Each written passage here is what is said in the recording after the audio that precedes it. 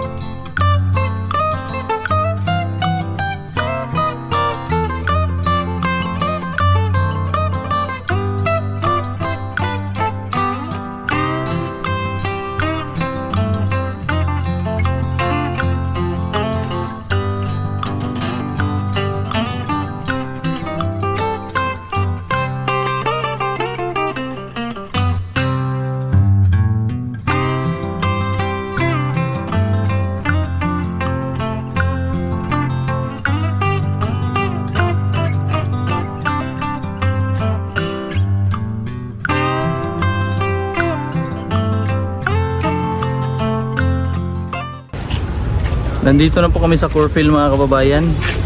Puro pala sila dito. Libre pala ang pag-aaral dito sa Corfield.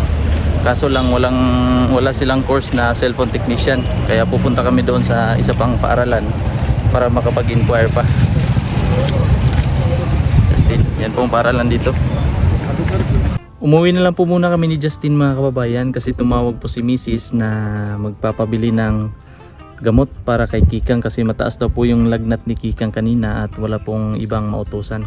Baka po sa susunod or bukas po ay babalik na lang po muna ako doon sa isa pang school na pupuntahan namin at magpapa-enroll, mag-i-inquire siguro bukas or sa ibang araw mga kababayan. So at ngayon po ay pupunta muna ako sa shop kasi nandoon na po ang aming technician. May repair tayo ngayon. Bali 3 iPhone LCD.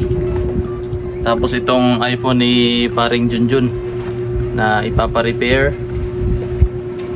Okay na ang password na nino? Bukas pa pala. With duty si Kwan. Bukas pa pala mga kababayan. Sabay na lang. Ano yun? Tapos, CPU. Gani. CPU. CPU.